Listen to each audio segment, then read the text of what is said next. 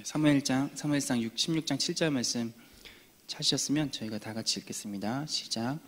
여호와께서 사무엘에게 이르시되 그의 용모와 키를 보지 말라. 내가 이미 그를 버렸노라. 내가 보는 것은 사람과 같지 아니하니 사람은 외모를 보거니와 나 여호와는 중심을 보느니라 하시더라. 아멘. 오늘 주일 학생도 있네요. 네. 주일 학생도 있는데. 아무튼 이 말씀을 가지고 중심과 중심이라는 제목으로 하나님 말씀 나누겠습니다. 신앙생활에서요, 사활적으로 중요한 게 있습니다. 신앙생활에서 이것이 없으면 아무것도 안 됩니다.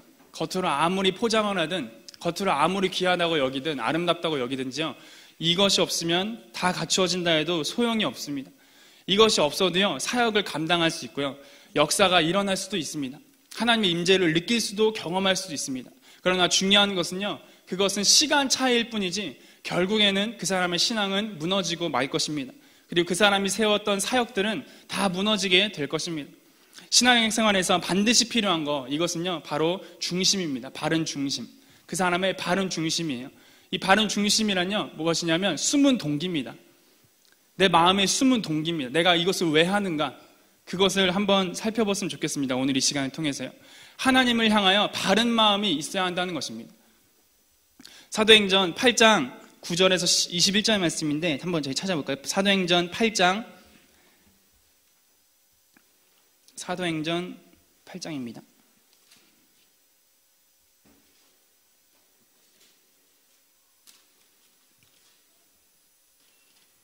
(8장 9절에서 21절) 좀 길지만 제가 읽을 테니까 눈으로 좀 따라오시면 감사하겠습니다. 그 성에 시몬이라 하는 사람이 전부터 있어 마술을 행하여 사마리아 백성을 놀라게 하며 자칭 큰 자라 하니 낮은 사람부터 높은 사람까지 다 따르며 이르되 이 사람은 크다 일컫는 하나님의 능력이라 하더라. 오랫동안 그 마술에 놀랐으므로 그들이 따르더니 빌립이 하나님 나라와 및 예수 그리스도의 이름에 관하여 전도함을 그들이 믿고 남녀가 다 세례를 받으니 시몬도 믿고 세례를 받는 전심으로 빌립을 따라다니며 그 나타나는 표적과 그 능력을 보고 놀라니라. 예루살렘에 있는 사도들이 사마리아도 하나님의 말씀을 받았다함을 듣고 베드로와 요한을 보내매 그들이 내려가서 그들을 위하여 성령 받기를 기도하니 이는 아직 한 사람에게도 성령 내리신 일이 없고 오직 주 예수의 이름으로 세례를 받을 뿐이더라. 이에 두 사도가 그들에게 안수함에 성령을 받는지라. 시몬이 사도들의 안수로 성령 받는 것을 보고 돈을 들여 이르되 이 권능을 내게도 주어 누구든지 내가 안수하는 사람은 성령을 받게 하여 주소서 하니 베드로가 이르되 내가 하나님의 선물을 돈 주고 살 줄로 생각하였으니 내 은과 내가 함께 망할지어다. 하나님 앞에서 내 마음이 바르지 못하니 이 도에는 내가 관계도 없고 분깃될 것도 없느니라. 아멘. 이 말씀에 보면요, 마술사 시몬이 나옵니다. 이 사람은 돈을 주어서 하나님의 성령을 받게 하는 그 능력을, 하나님의 성령을 내리게 하는 그 능력을 돈을 주고 사기를 원했습니다. 자신도 하나님의 성령을 내리는 능력을 받아서 자기가 안수하는 사람마다 이제 성령이 내렸으면 좋겠는 거죠. 그것을 통해서 자기가 인정받고 자기가 사람들에게 무언가 더 큰 존재가 되기를 바랬던 것입니다. 근데 중요한 것은요, 외적인 모습만 본다고 하면 성령 받게 해주는 것이 나쁜 것입니까? 성령 받게 해주는 것이 왜 나쁜 것입니까? 성령 받게 해주겠다는데. 사도들은 성령 받게 해도 되고 다른 사람이 하면 안 되는 것입니까? 지금 이 말씀이 말하고자 하는 것이 무엇이냐면 바로 중심과 그 마음 이야기인 것입니다. 이것을 우리에게 적용해 보면요, 사역을 하고 말고의 문제가 아니라는 것입니다. 신앙생활을 하고 말고의 문제가 아니고 성경 말씀을 읽고 말고의 문제가 아닙니다. 기도를 하고 안 하고 다 중요하지만 진짜 제일 중요한 것은 그 사람이 왜 기도하느냐, 왜 신앙생활 하느냐, 이 자리에 앉아 계시지만 왜 앉아 있느냐, 성경 말씀 읽지만 내가 이걸 왜 읽는가 도대체, 그것을 하나님은 보기를 원하시니 그 마음, 정말 네가 바른 마음으로 나를 구하고 있느냐, 바른 마음으로 신앙생활을 하고 있느냐, 바른 마음으로 말씀 읽고 기도하고 봉사하고 그 모든 마음으로 그것을 하고 있느냐. 하나님의 관심은요 외적인 것에 있지 않다는 말입니다. 이렇게 귀한 일을 했구나, 저렇게 남들이 하기 싫어하는 일을 했구나, 그런 거 하는 거 아닙니다. 그런 거 주님 보시는 거 아닙니다. 물론 그런 것도 보지만 그 마음의 중심을 보신다는 것입니다. 그래, 너 남들이 하기 싫어하는 화장실 청소, 봉사, 그거 왜 하는데? 인정받으려고? 그거 왜 하니 도대체? 성경 많이 읽어, 주님 나 많이 읽습니다. 그거 왜 읽는데? 기도 많이 합니다. 2시간, 3시간, 4시간 하면 그거 왜 하는데? 하나님 그걸 보시는 것입니다. 왜 기도하고 왜 말씀, 신앙생활 자체를 도대체 왜 하느냐. 그 숨은 동기가 하나님 앞에 바라야만 하나님이 그 사람을 인정한다는 것입니다. 그 사람을 받으신다는 거예요. 그래서 오늘은 이것을 나누겠는데요. 첫 번째로 바른 중심이란 무엇이며 우리는 어떻게 그 바른 중심을 가질 수 있는가에 대해서 나누겠습니다. 바른 중심이란 아까 말씀드린 것처럼 숨은 동기라고 그랬습니다. 사람들의 숨은 동기. 이것은 사람이 모릅니다. 겉으로 봐서는 몰라요. 그 스스로도 때로는 속일 수가 있습니다. 나 스스로도 속을 때가 있어요. 그래서 이 말씀 앞에 자신을 비춰보고 그 하나님의 임재 앞에 나 자신을 다윗의 고백처럼 내 안에 무엇이 있는지 살펴주십시오. 내 마음의 중심을 살펴주십시오. 고백하지 않으면요, 그것을 알 수가 없습니다. 근데 이 바른 중심이란, 바른 동기란 무엇이냐면 바로 사랑의 동기를 말하는 거예요. 사랑 때문에 하는 것입니다. 사랑 때문에. 우리는 예수님을 다 사랑한다고 말씀하시죠. 하나님께서 우리에게 주신 가장 크고 첫째 되는 계명도 무엇입니까? 바로 사랑인 것입니다. 사랑. 마가복음 12장 28절에서 31절 말씀 보면요, 서기관 중 한 사람이 그들이 변론하는 것을 듣고 예수께서 잘 대답하신 줄 알고 나와 묻되 모든 계명 중에 첫째가 무엇이니까? 예수께서 대답하실 때 첫째는 이것이니 이스라엘아 들으라. 주 곧 우리 하나님은 유일한 주시라.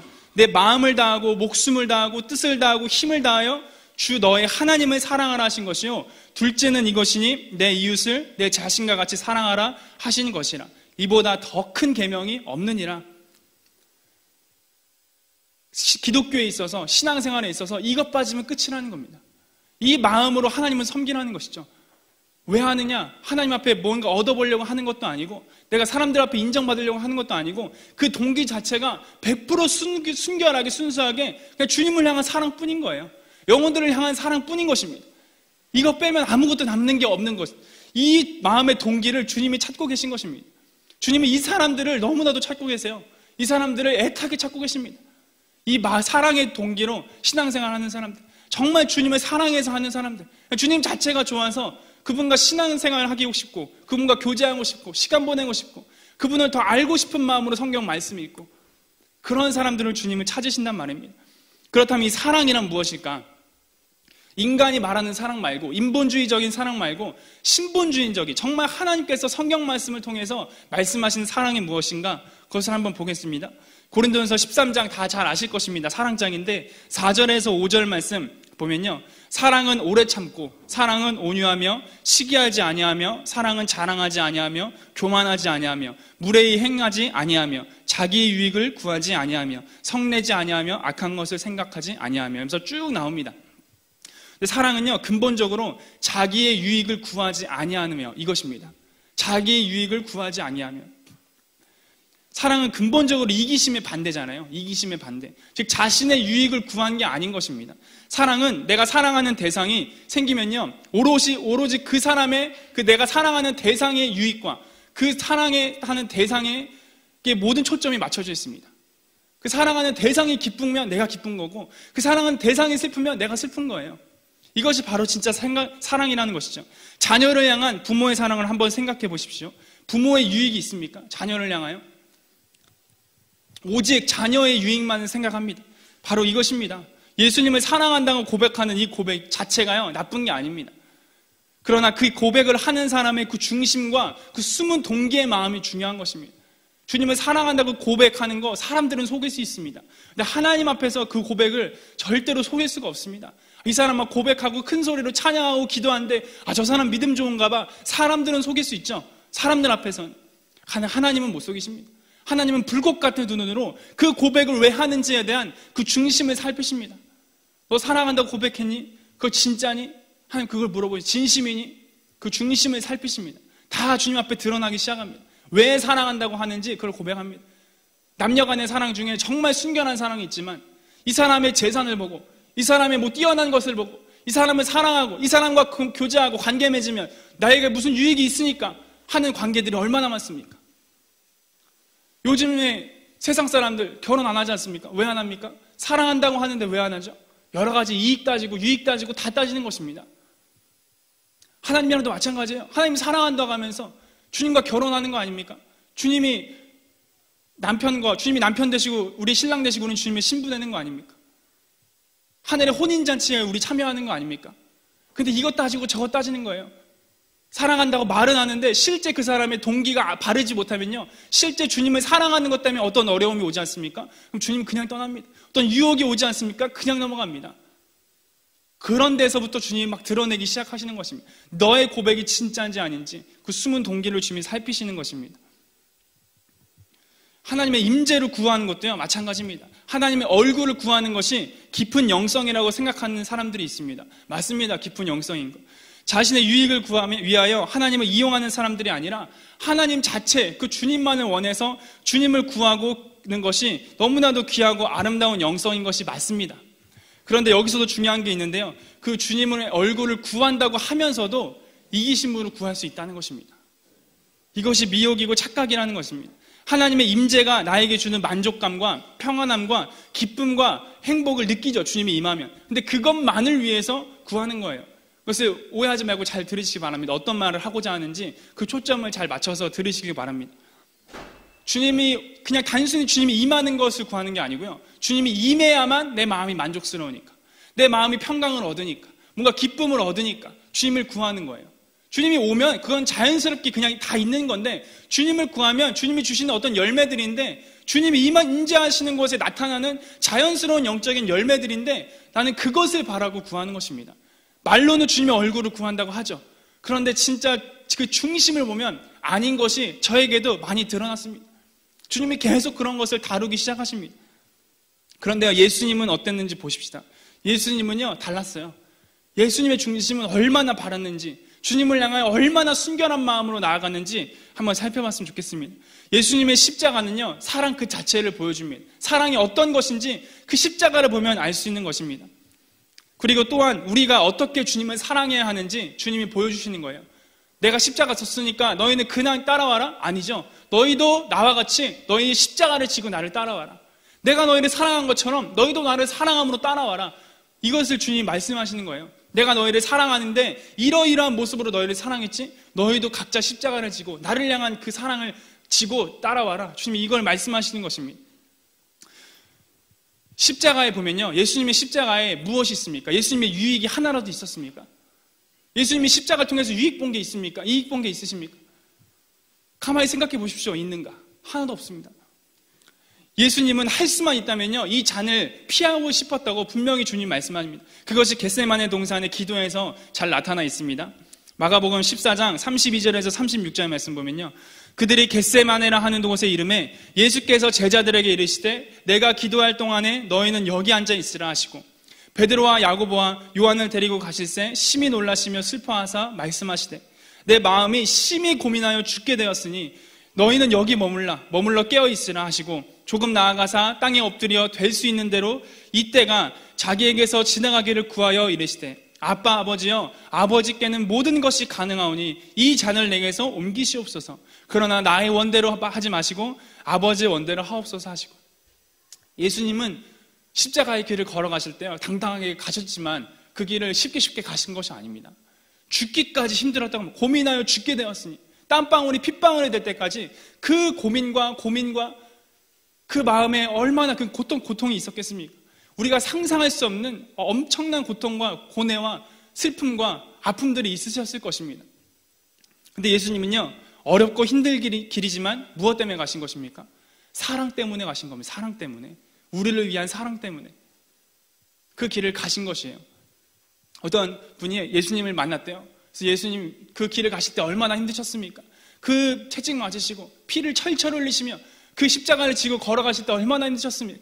근데 주님이 말씀하시는 거예요. 그때 사실 나는 힘들었지, 무지하게 힘들었지. 근데 난 사실 미소 짓고 있었다.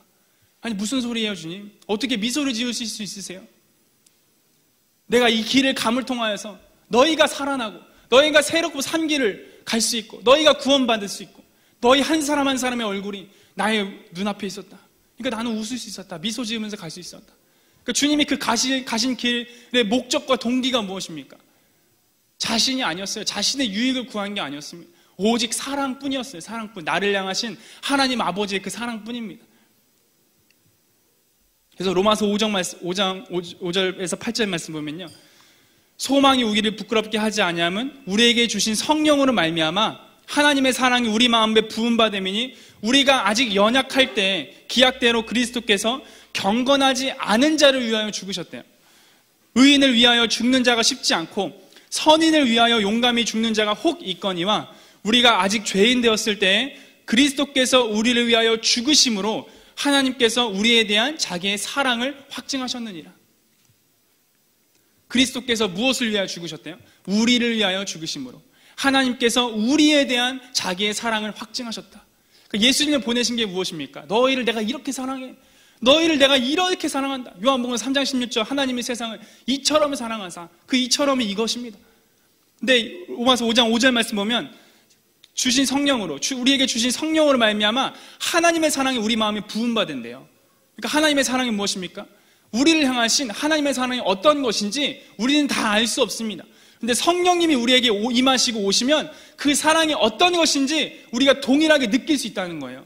그 하나님의 사랑은 머리로만 아는 게 아니라 그 마음에 느껴서 알게 해주신다는 것입니다. 성령님이 하시는 일이. 2000년 전에, 2020년 전에 일어난 사건 아닙니까? 십자가의 집. 그게 나랑 무슨 상관입니까 도대체? 성별도 다르고 나이도 다르고 국적도 다르고 아무것도 다 공통된 게 없는데 그분의 죽으심이 왜 나에게 상관이 있는 것입니까? 그분의 죽으심 때문에 내가 왜 무릎 꿇고 눈물을 흘리고 우는 것입니까? 그게 성령께서 하시는 거거든요. 성령님이 임하시면 그 죽음이 바로 너희를 위한 거였어. 바로 나를 위한 것이었구나. 그 어려운 길을 나를 위해서 가신 것이구나. 이것이 내 마음에 절절하게 깨달아지고 느껴지는 것이거든요. 그러니까 소망이 부끄럽게 하지 않을 수 있는 것입니다. 성령이 우리 마음에 이 사랑을 부어주시는 것입니다. 그때 우리는 그 사랑을 비로소 알 수 있게 되는 것입니다. 우리가 의인 되었을 때 사랑한 게 아니에요. 우리가 주님 앞에 이쁜 구석이 있어서 주님이 우리를 사랑하신 게 아니란 말입니다. 우리가 죄인 되었을 때, 원수 되었을 때 하나님 먼저 우리를 사랑해 주셨다고 말하잖아요. 먼저, 그분이 먼저 오직 나만을 위해서, 오직 나를 위해서. 바로 이것이에요. 이거. 주님은요 분명히 자기 십자가를 지고 우리를 따르라, 나를 따르라 주님 말씀하셨죠. 평안하게 대충 따라라 이게 아니에요. 내가 너희를 사랑한 것처럼 너희도 나를 사랑해라. 그거예요. 십자가를 지라는 게. 우리는 각자에게 주어진 삶을 통하여서 하나님의 사랑을 알아가야 돼요. 이것이 바로 바른 중심을 가질 수 있는 길입니다. 우리는요 선한 것이 없어요. 사람 마음에. 바른 중심 자체가 없는데 어떻게 가집니까? 바른 중심이 뭔지를 모르는데, 진짜 사랑이 뭔지를 모르는데 어떻게 그 사랑을 가져요? 알아야죠. 알아가야죠. 배워야죠. 주님이 가르쳐 주시는 거예요. 무엇으로요? 자신이 우리를 향한 사랑을 알려주심으로. 사랑은 이런 거야 저런 거야 성경 말씀 A, B, C, D 1번, 2번, 3번, 4번 이렇게 나눠주시는 게 아니고 그 사랑은 이런 거야 라고 주님이 우리에게 보여주시는 거예요. 내가 너희를 이렇게 사랑했어 라고 알게 해주시는 거예요. 주님이 직접 그 길을 걸어가신 것을 우리에게 알려주시는 것입니다. 보여주시는 것입니다. 깨닫게 하시고 느끼게 하시는 것입니다. 사람에겐 선한 마음과 바른 중심이 없습니다. 그러니까 바른 중심이 뭔지 자체를 몰라요. 사랑 자체가 뭔지. 로마서 7장 18절 말씀 보면요, 내 속 곧 내 육신에 선한 것이 거하지 아니하는 줄 아노니 원함은 내게 있으나 선을 행하는 능력이 없노라. 바로 고백하는 것이죠. 예레미야 17장 9절 말씀 봐도 만물보다 거짓되고 심히 부패한 것은 마음이라, 사람의 마음이라. 누가 능히 이 일을 알리오마는 알 수가 없다는 거예요. 자기 마음이 부패하고 썩어 문드러졌는데 그것도 조차 모르는 거예요. 내 마음이 이렇게 썩었구나. 내 마음이 주님 앞에서 이렇게 바르지 못하구나. 내 마음이 주님 앞에서 이렇게 썩었고 문드러졌고 정말 이기적이고 극단적인 이기심으로 하나님을 이용하려고만 하고 그렇구나. 그 순결한 사랑을 알고자 하는 그 마음 관심 자체도 없구나. 그 마음을 알 수도 없습니다. 이 마음이 있다는 것 자체도, 부패한 마음이 있다는 것 자체도 모르는 게 인간입니다. 그게 우리예요. 그런 상태를 주님이 사랑하신 거예요. 창세기 8장 21절 말씀 보면 이것이 더 드러납니다. 여호와께서 그 향기를 받으시고 그 중심에 이르시되 내가 다시는 사람으로 말미암아 땅을 저주하지 아니하리니 이는 사람의 마음이 계획하는 바가 어려서부터 악함이라. 사람의 마음이 어떠냐? 어려서부터 가르치지도 않았는데 계획한 게 다 악한 거예요. 하나님 마음에 드는 게 하나도 없는 것입니다. 어려서부터. 선한 마음, 바른 중심, 사랑이 없는 사람에게요, 하나님은 당신의 사랑과 당신의 중심을 보이심으로 이 사랑을 깨닫게 해주세요. 이 사랑을 알게 해주십니다. 그래서 이 사랑으로 너희 나를 사랑해라. 우리 같이 서로 사랑하자. 이 순결한 사랑으로 같이 사랑하자. 주님 말씀하시는 것입니다. 그분이 나에 대해서 어떤 사랑을 갖고 계시며 나에 대해서 그 사랑이 얼마나 순결하고 순전하고 아무런 이해관계 없이 나를 그냥 있는 그대로 사랑하시는지 그거를 내가 아는 거예요. 내가 주님을 향하여 왜 사랑하지 못합니까? 왜 주님을 향한 사랑이 이거밖에 안 됩니까? 고민하고 관심이 있어서 이 자리에 오신 거 아니십니까? 그렇죠.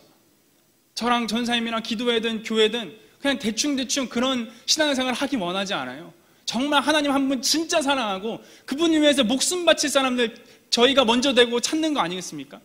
근데 왜 이것밖에 안 되냐? 주님의 사랑을 그만큼 몰라서 그래요. 주님이 나를 얼마나 사랑해 주셨는지 머리로는 알겠죠. 머리로는 관념적으로는 알겠지만 내 마음의 중심에 그 사랑이 깊이 있게 다가오진 적이 없어요. 다가온 적이. 십자가가 내 마음에 새겨진 적이 없어요. 그 주님의 보혈이, 그 핏뿌림이 내 심령에 뿌려진 적이 없단 말입니다. 그 피가 얼마나 값진 것인지, 얼마나 고귀한 것인지, 얼마나 나를 향한 아름다운 사랑인지 그걸 모르는 거예요. 모르니까 사랑하지 못하죠. 모르니까 그거를 알게 해달라고 해야 돼요. 그것은 성령님만이 하실 수 있어요. 그래서 맨날 놔두는 거 아닙니까? 우리가 하나님이 알려주시지 않으면 알 수가 없다고. 계시가 아니면 알 수가 없습니다. 주님이 알려주시지 않으면 그 사랑이 나에게 부어져야 돼요. 성령으로 말미암아 계시적으로 하나님이 알려주셔서 너희를 향한 나의 마음이 이것이야 라고 느끼게 해주셔야 돼요. 그것이 커질수록요 주님을 향한 사랑이 증가될 수밖에 없는 거예요. 자녀들이 엄마 왜 사랑합니까? 아빠 왜 사랑하죠? 너희는 엄마 아빠를 사랑해야 돼. 엄마 아빠를 사랑하는 방법 하나부터 10까지 막 가르칩니까? 학교에서? 가르치나요? 부모님들이 넌 나를 사랑해야 돼. 막 말뛸 때부터 막 가르칩니까? 앉혀놓고 밥 먹을 때마다. 왜 사랑하는 거예요? 도대체 부모님을 왜 사랑하죠?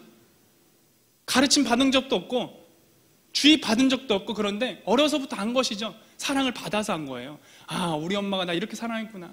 냄새 나는데 똥개저기 다 갈아주고 밥 먹을 때마다 때때마다 밥 차려서 주고 나를 위해서 기도해주고 나를 위해서 아버님들은 나가서 돈 벌어오고 이거 다 나를 위해서 하는 거구나. 이 사랑을 그냥 계속 받는 거 아니야. 저 아빠는 날 사랑해. 자연스럽게 아버님, 어머님을 향한 부모님을 향한 사랑이 흘러가는 거예요. 이거랑 똑같은 것이거든요. 우리가 주님을 왜 사랑하지 못하는 거예요? 같은 엄마 아빠라도 사랑하지 않는 사람이 있잖아요. 엄마 아빠인데 증오하는 사람이 있잖아요. 엄마 아빠인데 엄마 아빠를 경멸하고 엄마 아빠에 막 복수심이 있고 왜 그렇습니까? 같은 엄마 아빠인데 그 엄마 아빠가 사랑이 뭔지 못 보여줘서 그런 거잖아요. 그러니까 내가 주님을 향한 사랑을 못 받으면요 하나님을 사랑할 수가 없는 거예요. 그분이 어떤 분인지 모르니까. 로마서 5장 10절 말씀 보면요 곧 우리가 원수 되었을 때 그의 아들의 죽으심으로 말미암아 하나님과 화목하게 되었은즉 화목하게 된 자로서는 더욱 그의 살아나시로 말미암아 구원을 받을 것이니라. 우리가 원수 되었을 때 우리가 사랑받을 만한 것이 없는데 사랑하신 거예요. 로마서 5장 8절에 읽었죠. 우리가 아직 죄인 되었을 때 그리스도께서 우리를 위하여 죽으심으로 하나님께서 우리에 대한 자기의 사랑을 확증하셨다. 이것이 너희를 향한 나의 사랑이다. 이것을 보여주신 거잖아요. 하나님은 가장 크고 첫째 되는 계명, 내가 너를 사랑한 것처럼 너희도 나를 사랑하고 이웃을 사랑해라. 이것을 명령하실 자격이 있으신 분이에요. 합당하신 분이에요. 왜냐하면 그 사랑을 먼저 하셨기 때문에, 입으로만 하시는 분이 아니시기 때문에, 본인이 먼저 그거를 하는 분이시기 때문에. 누구든지 십자가를 지고 나를 따르지 않는 자는 나도 나의 능히 내 제자가 되지 못하리라. 주님 말씀하시잖아요.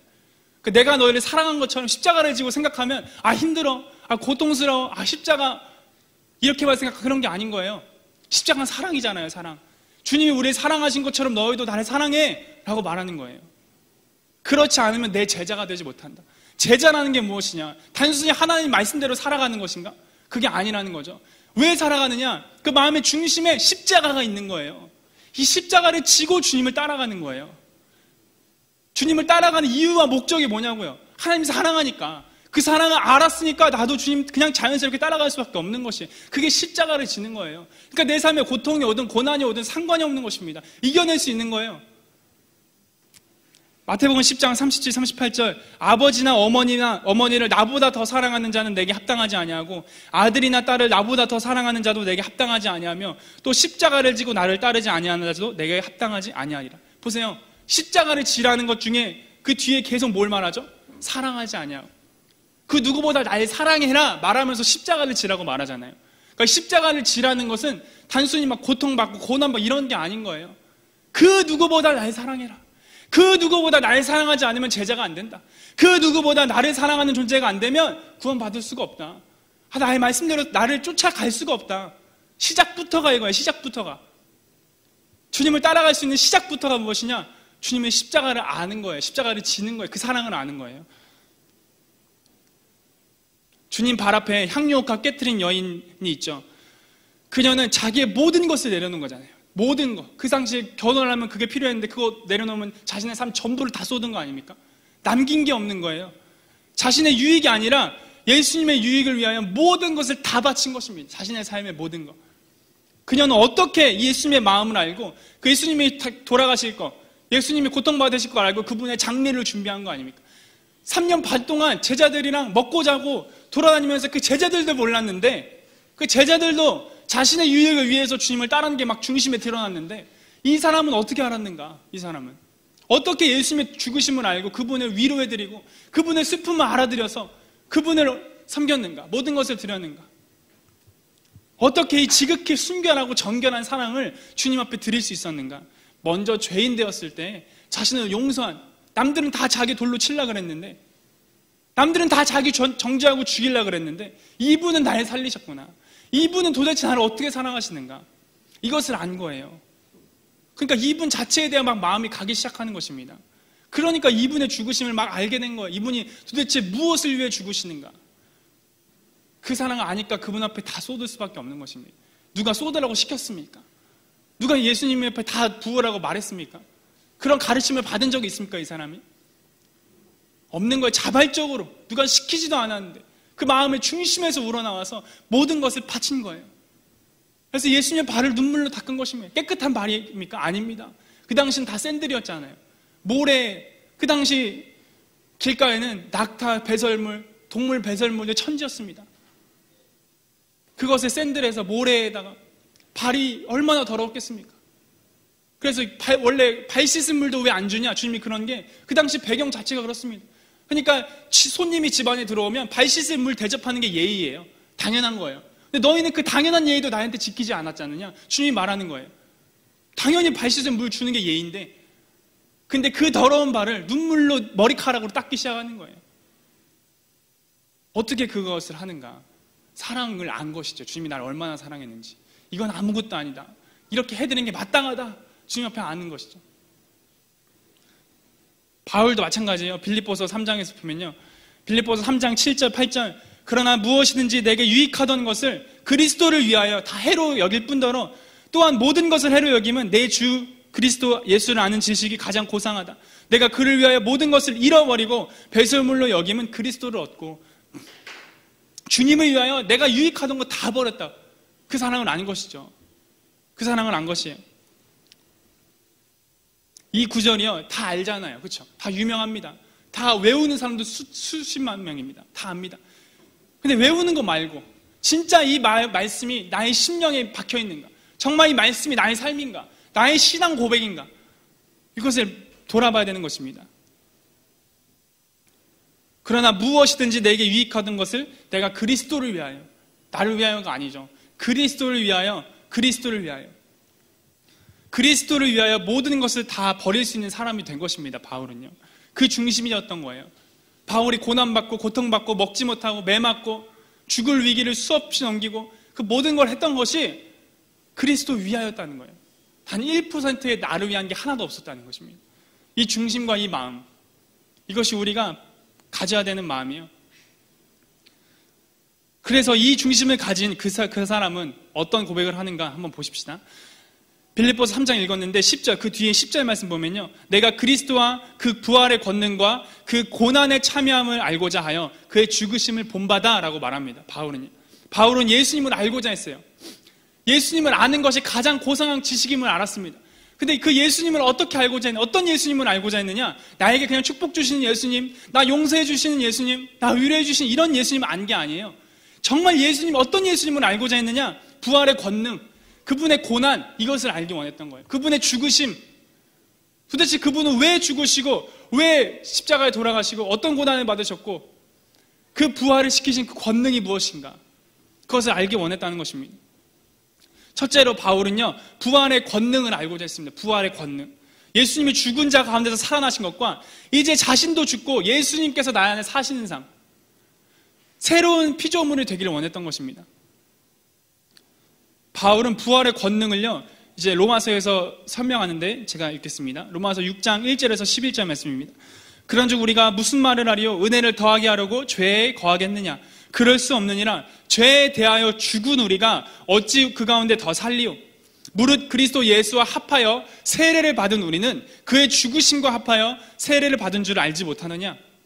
그러므로 우리가 그의 죽으심과 합하여 세례를 받음으로 우리가 함께 장사되었나니 이는 아버지의 영광으로 말미암아 그리스도를 죽은 자 가운데서 살리심과 같이 우리로 또한 새 생명 가운데 행하게 하려 함이라. 만일 우리가 그의 죽으심과 같은 모양으로 연합한 자가 되었으면 또한 그의 부활과 같은 모양으로 연합한 자도 되리라.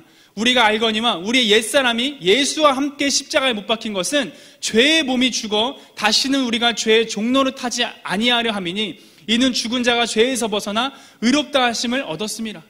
만일 우리가 그리스도와 함께 죽었으면 또 함께 그와 함께 살리실 줄을 믿노니 이는 그리스도께서 죽은 자 가운데서 살아나셨음에 다시 죽지 아니하시고 사망이 다시 그를 주장하지 못할 줄을 알미로라. 그가 죽으심은 죄에 대하여 단번에 죽으시며 그가 살아계심은 하나님께 대하여 살아계심이니 이와 같이 너희도 너희 자신을 죄에 대하여는 죽은 자요 그리스도 예수 안에서 하나님께 대하여는 살아있는 자로 여길지어다. 이걸 알고 싶은 거예요. 이게 진짜 신앙생활이라는 거예요. 주님과 함께 죽고 다시 부활해서 새로운 삶, 하나님께 대하여 산 자, 세상은 온데간데 없고 오직 주님을 위해서 산 자, 이 사람이 된 새로운 피조물, 그 사람의 삶이 완전 새롭게 변하는 거예요. 죽은 거예요. 아예 옛사람이요. 바울의 권능을, 부활의 권능을 무엇으로 설명하냐면 그냥 죽은 사람을 살리는 능력을 말하는 게 아닙니다. 지금 죄의 종로를 타지 않고 죄에서 벗어나 의롭다함을 하는 새 생명을 얻는 새 사람을 만드시는 그 새로운 부활, 우리 영을 새롭게 하시는 그 하나님의 부활의 권능을 바울은 경험하고 싶었던 거예요. 완전히 새 사람 만드시는 그 능력을 주님 바울은 경험하고 싶었던 거예요. 완전 새로운 사람 돼서 이제는 예수님 위해서, 하나님 위해서 살아갈 수 있는 존재로 나를 만들어 주십시오. 그 권능, 그 능력을 경험하기를 원했던 것입니다. 그래서 갈라디아서 2장 20절에서 이런 고백이 나오는 거예요.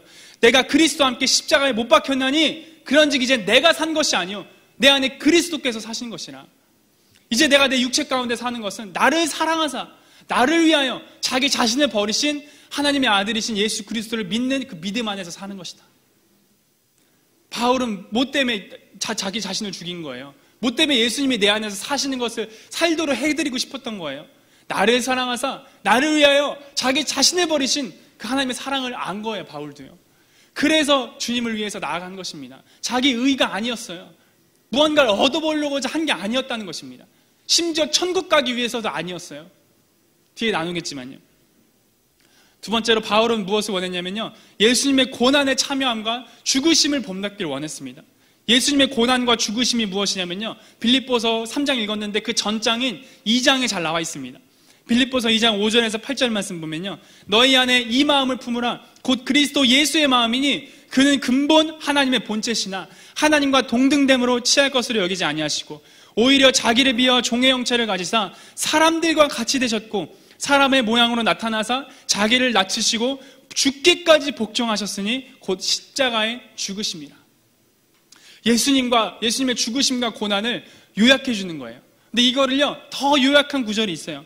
그것이 요한복음 3장 16절이죠. 잘 아는 것처럼 하나님의 세상을 이처럼 사랑하사 독생자를 주셨으니 이는 저를 믿는 자마다 멸망하지 않고 영생을 얻게 하려 하심이라. 아멘. 예수님께서 하나님의 본체, 즉 하나님 자신이었으나 자기 자신을 다 내려놓은 것입니다. 자기를 아예 비웠어요. 그래서 종의 형체, 아예 피조물인데 말 한마디면 있을 수 있게 할 수도 있고 없게도 할 수 있는 분이신데 새롭게 다시 시작할 수 있게 하시는 분이신데 그걸 원하지 않고 자기를 비하여 그 피조물의 종된 형체로 온 거예요. 말이 안 되는 것이는 말이요. 도대체 얼마나 우리를 사랑하면 이렇게 되냐고요. 도대체 얼마나 우리를 사랑하면. 그래서 십자가에 죽으신 이유가 무엇입니까? 자기를 위해서입니까? 부활하여 하나님의 높임을 받기 위해서입니까? 아닌 것입니다. 예수님의 중심은 무엇이었습니까? 순결하신 사랑이었어요. 신부인 우리들을 향한 신랑 되신 예수님의 순결하고도 처절한 사랑이었단 말입니다. 바울은 이것을 안 거예요. 이 마음을, 예수님의 이 마음을 안 것입니다. 그래서 이 마음을 품으라 라고 말한 거예요. 이 마음을 품으라. 그리고 바울은 사람들에게 이 마음에 대하여 가르치고 요구할 뿐만 아니라 자기 자신도 그렇게 고백해요. 골로새서 1장 24절 말씀 보면 나는 이제 너희를 위하여 받는 괴로움을 기뻐한대요. 너희를 위하여 받는 괴로움을 기뻐한대요. 괴로움 기뻐하는 사람이 도대체 어디 있습니까? 근데 하나님을 사랑하고 이웃을 사랑하는 사람은요, 영혼을 위하여 받는 고난이 기쁜 거예요. 괴로움이요. 그리스도의 남은 고난을 그의 몸된 교회를 위하여 내 육체에 채우노라. 아니, 고난받기를 자청하는 사람이 어디 있어요? 주님 위해서. 이 시대에 찾아보기 너무 힘듭니다. 어떻게 하면 주님 믿고 편안해 보려고만 하지? 어떻게 하면 주님 믿고 문제 해결받고로만 하지? 자신의 소원 잃어보려고만 하지? 주님 위해서 오직 하고, 주님 위해서 정말 하기 싫은 거 하고, 하기 힘든 게 가고, 그런 사람 찾아보기 정말 힘듭니다.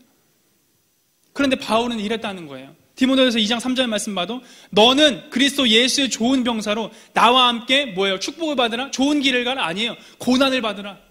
디모데에게 뭘 말하는 거예요? 너는 그리스도 예수의 좋은 병사로 나와 함께 고난을 받자. 고난을 받자. 그럼에도 따라갈 수 있겠냐? 그럼에도 할 수 있겠냐? 우리 이런 사람 되자. 그리스도를 위해서 고난 받을 수 있는 사람. 나를 위해서 주님이 고난 받으셨잖냐? 우리도 주님 위해서 한번 고난 받아보자. 주님 사랑하지 않느냐? 한번 해보자. 이런 거 아니겠습니까? 로마서 8장 16절에서 17절 말씀 보면 성령이 친히 우리의 영과 더불어 우리가 하나님의 자녀인 것을 증언하시나니 자녀이면 또한 상속자 곧 하나님의 상속자요 그리스도와 함께한 상속자니 우리가 그와 함께 영광을 받기 위하여 고난도 함께 받아야 할 것이니라. 그리스도의 자녀들이냐? 그러면 주님과 함께 영광 받는다. 그런데 그것뿐만 아니라 고난도 함께 받아야 할 것이다. 무릇 그리스도 예수 안에서 경건하게 살고자 하는 자는 핍박을 받으리라. 주님 말씀하시잖아요. 정말 주님 사랑하고 주님 따라가잖아요. 핍박을 면하지 않을 수가 없습니다. 가족들의 핍박이든 주변 사람들의 핍박이든 회사나 직장의 핍박이든 학생들은 학교에서 핍박이든 다 받을 것입니다. 그 핍박이 크고 어떤 정도의 차이는 있겠죠. 크고 작은 차이는 있겠지만 분명히 있습니다. 분명히 나의 마음을 힘들게 하는 게 있습니다. 분명히 나의 마음을 주님께로부터 떨어지게 만들려고 하는 고난과 유혹과 핍박들이 있습니다. 그런 것이 반드시 따른다는 거예요. 주님의 자녀라면 영광 받는 것뿐만 있는 게 아니라는 것입니다. 무엇을 말하고자 하는 거예요, 바울이요? 바울의 신앙은 자신의 유익이 하나도 없었다는 건, 이걸 바라는 마음이 없었다는 건, 그러면 못 쫓아가요. 그의 중심에는 예수 그리스도 위한 것 뿐이었다는 것, 그 진정한 사랑이었다는 것 뿐입니다. 예수님이 나를 위하여 고난받으신 것을 알기에요. 그 사랑을 경험했기에 또한 바울 또한 예수님을 향하여 어떠한 고난이라도 받기를 원했던 것입니다. 어떠한 고난이라도. 지금 이 시대에 예수님 믿고 천국 가고 축복받고 위로받고 사랑받기만 하는 거 말고요. 진짜 예수님 위해서 고난받기를 원하는 사람이 있냐고요. 이런 신앙 갖고 있는 사람 얼마나 됩니까? 선교사님들 만나서 얘기해보고 들어보면요. 예전에 선교사 나가고자 하면서 얼마나 많았는지 몰라요. 대학생들 자기의 삶 다 내려놓고 주님 사랑 믿고, 물론 다 그래야만 한다는 건 아니지만 그만큼 하나님을 순결하게 사랑하고 따라가고자 하는 사람들이 많았다고요. 주님을 만나고 경험하니까 단순히 축복받고 이런 것이 아니라 저 오직 가기 싫어하는 사람 가면 내가 고통받고 힘들고 죽을 수 있는데도 가겠다는 거잖아요. 그런 사람들이 너무나 많았다고요. 근데 지금 3분의 1도 없대요. 지금은 3분의 1도 없는 거예요. 선교사 막 200만 명, 300만 명 배출해내서 막 보내던 대한민국 교회가 지금은 100만 명도 안 된다는 것입니다. 몇십만 명도 찾아보기 힘들다는 거예요. 오히려 다 들어와요. 막 들어온다는 것입니다. 왜 이런 현실이 됐는가? 왜 이런 신앙이 됐는가? 지금까지 바른 중심에 대해서 나누었는데요. 바른 중심이란 하나님의 사랑을 성령의 도우심으로 깨닫고요. 그 사랑이 부어짐으로 예수 그리스도의 마음을 품어서 하나님께서 나를 사랑하신 것 같이 나도 하나님을 사랑하고 이웃을 사랑하는, 그래서 어떠한 고난과 핍박도 상관하지 않고 오직 나의 유익이 아니라 주님 하나님 나라의 유익을 위하여 살아가는 신앙생활이 바른 동기인 거예요. 바른 중심인 거예요. 주님은 이런 중심을 가지고 신앙생활 하는 사람들 찾으시고요. 그런 사람들과 함께 하시고요. 그런 사람들에게 하나님의 일하심과 살아계심을 나타내 보이세요. 하나님의 얼굴을 구하는 것도, 주님의 임재를 구하는 것도 나 자신의 어떤 만족된 느낌이나 기쁨이 아닌 거예요. 하나님을 위하여 주님을 구하는 겁니다. 주님을 위하여 주님을 구하는 거예요. 심지어 구원받는 것조차도요, 나를 위하여가 아니에요. 하나님을 위한 거예요. 하나님을 위하여 살아가는 사람들에게 자연스럽게 주어지는 것이 구원이요 영생인 거예요. 영생이 무엇이에요? 유일하신 참 하나님과 그가 보는 진짜 예수 그리스도를 아는 거잖아요. 그분의 사랑을 아는 거. 그분이 어떤 사랑인지 아는 거. 얼마나 사랑 그 자체이신지를 아는 거. 그걸 알면 영생은 그냥 따라오는 것입니다. 천국은 그냥 따라오는 거예요. 천국 가기 위해서 주님 믿는 거, 이것만큼 욕심이 있는 게 없습니다. 이것만큼 탐심이 없어요. 출애굽기 32장 23절 말씀 보세요. 그들이 내게 말하기를 우리를 위하여 우리를 인도할 신을 만들라. 이 모세 곧 우리를 애굽 땅에서 인도하여 낸 사람은 어찌 되었는지 알 수 없노라기. 이스라엘 백성들이 출애굽하고 나서 모세가 시내산 올라가고 하도 안 내려오니까 새로운 신을 만들라는 거 아니에요. 근데 누구를 위하여? 우리를 위하여. 우리를 위하여 우리를 인도한 신을 만들라. 모든 초점이 뭐야? 다 우리예요. 자기 자신이에요. 이 신이란 존재는 오직 나를 위해서 존재했던 거예요. 지금까지. 하나님이란 존재는 오직 나를 위하여, 나를 인도하기 위하여 그냥 존재하는 신인 거예요. 나의 사랑을 받기에 합당한 분이 아닌 거예요. 나의 경배와 찬양을 받기에 합당한 분이 아닌 거예요. 그냥 나만을 위해서 존재해 주세요. 당신의 존재는 오직 나를 좋은 길로, 축복의 길로, 가나안 땅으로, 젖과 꿀이 흐르는 땅으로 인도하는 그런 존재일 뿐이에요. 근데 왜 안 보이시는 거예요? 왜 안 내려오시는 거예요? 지금 나 급해 죽겠는데, 지금 조급해 죽겠는데. 그래서 만들자는 거예요. 자기를 위하여. 이런 신앙생활 버려야 됩니다. 반드시요. 회개해야 돼요. 그건 예수님 믿는 거 아닙니다. 탐심에 사로잡힌 신앙생활 뿐입니다. 종교예요. 탐심의 종교, 탐심의 종교. 탐심이 우상숭배가 돼서 그 안에 탐심과 정욕으로 가득 차서 주님을 이용하는 그런 가증한, 주님 앞에 정말 가증한, 정말 보기 싫은, 하나님이 정말 보기 싫어하시는 그런 신앙의 모습인 것 뿐입니다. 회개해야 되고 돌이켜야 되는 거예요. 링컨 다 아시죠? 전쟁에, 남북전쟁이 있을 때 이런 말을 했잖아요. 하나님 보고 우리 편이 되어달라고 기도만 하지 말고 우리가 먼저 하나님 편이 되자. 그럼 하나님이 일하신다. 맨날 우리 편 되십시오. 하나님 편 될 생각을 눈꼽만큼도 없으면서, 주님이 사랑하고자 하는 그 관심은 눈꼽만큼도 없으면서 사랑해 주십시오, 위로해 주십시오, 뭐 해 주십시오, 공감해 주십시오, 뭐 해 주십시오. 맨날 다고다고만 하는 거머리처럼 주님 앞에 딱 달라붙어가지고 그 피만 쪽쪽 빨아먹으려고, 그런 신앙생활은 이제 버려야 된다는 거예요. 하나님 그거 모르겠냐는 거예요. 사람도 아는데, 사람도 이 사람 나 보면 알겠네, 나 이거 유익 있으니까, 뭔가 콩고물 떨어질 거 있으니까 나랑 관계하고자 하는 거네. 어느 정도 눈치 있으면 다 합니다. 관계할 때도요. 아니 사람도 아는데 하나님 모르겠냐고요. 하나님 다 아시죠. 그분 앞에 숨길 게 없는데. 그럼에도 불구하고 주님 우리 사랑하신다고, 자비롭고 용서를 하시고 회개하기를 원하시고 돌아오길 원하시고 포기하지 않으시고, 이 사랑을 저희가 알아야 됩니다. 성령 안에서. 이걸 알면요 바른 중심이 잡혀져요.